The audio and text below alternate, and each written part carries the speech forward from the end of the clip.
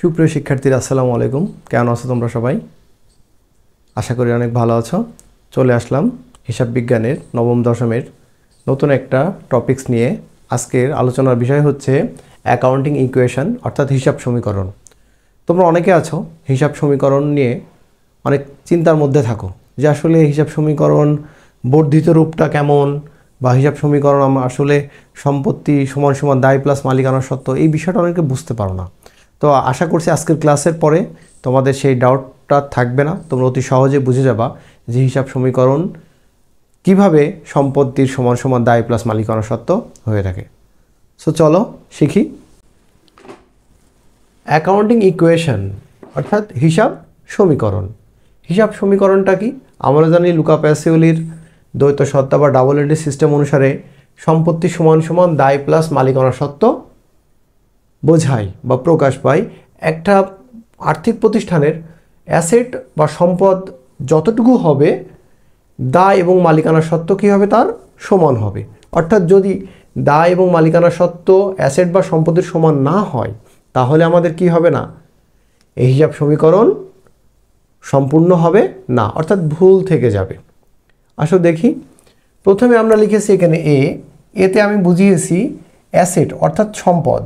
কারবারে অনেক সময় অনেক ধরনের সম্পদ থাকে, যেমন চলতি সম্পদ থাকতে পারে, হ্যাঁ, স্থায়ী সম্পদ থাকতে পারে, আবার অনেক ধরনের অস্পর্শনীয় সম্পদও থাকতে পারে।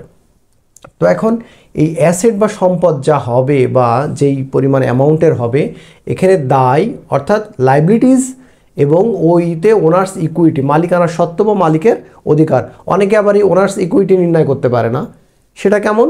ওনার্স ইকুইটি মানে মালিকের ক্যাপিটাল, যেটা মূলধন, সেখান থেকে কি হয়, সেখান থেকে সমস্ত আয় যা থাকে একটা কারবারে সেটা যোগ হয়, যদি খরচ বা ব্যয় থাকে সেটা বাদ যায়, এবং ড্রয়িং বা উত্তোলনও বাদ যায়। এটা হচ্ছে মালিকানা সত্ত্ব, আমরা জানি।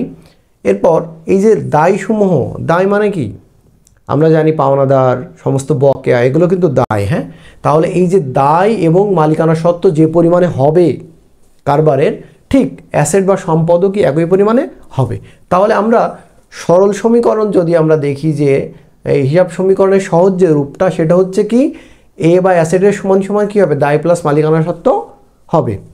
এবার আসো হিসাব সমীকরণের বর্ধিত রূপ। বর্ধিত রূপটা কি? অর্থাৎ হিসাব সমীকরণকে যদি আমরা বাড়াই বা বড় করি, হ্যাঁ, তাহলে আমরা কি পাবো দেখি। অ্যাসেট থেকে যাচ্ছে, কারণ সম্পদই থাকছে, দায় থাকলো। এই যে আমি বললাম ওই বা ওনার্স ইকুইটি, এর মধ্যে আসলে আমাদের কি আছে এটা আমাদেরকে জানতে হবে। হ্যাঁ, যে ওই ওনার্স ইকুইটি এর মধ্যে আসলে কি, মালিকানা সত্ত্ব বা মালিকের অধিকার যেটা আছে তার মধ্যে আসলে কি আছে। এই দেখো তার মধ্যে কি আছে, সিতে কি ক্যাপিটাল অর্থাৎ মালিকের মূলধন। প্রত্যেকটা কারবারেই মালিক পক্ষের একটা মূলধন থাকে, তাই না? এই মালিকের মূলধনটা আছে। এরপর আমি বললাম কি সমস্ত প্রকার উত্তোলন, মালিকের যে পরিমাণ উত্তোলন থাকবে তার প্রতিষ্ঠান থেকে বা কারবার থেকে, সে উত্তোলনটা কি হবে, এই ক্যাপিটাল থেকে বাদ যাবে। এবার আসো আরতে বুঝিয়েছি রেভিনিউ মানে কি আয়, অর্থাৎ মালিকের সারা বছরের লেনদেন সম্পূর্ণ হবার পর যে পরিমাণ অর্থ তার আয় দাঁড়াবে প্রতিষ্ঠানের, সে আয়টা কি হবে, তার এই যে ক্যাপিটাল বা মূলধনের সঙ্গে কি হবে, যোগ হয়ে যাবে।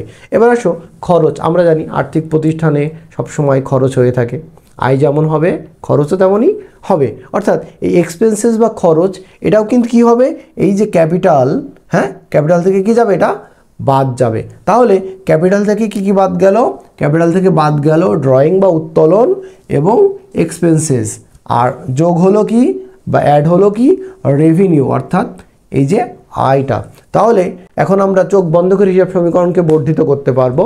আসো দেখি, এ সমান সমান L plus C minus D plus R minus E. কেমন? আশা করি হিসাব সমীকরণে আর তোমাদের কোনো সমস্যা হবে না।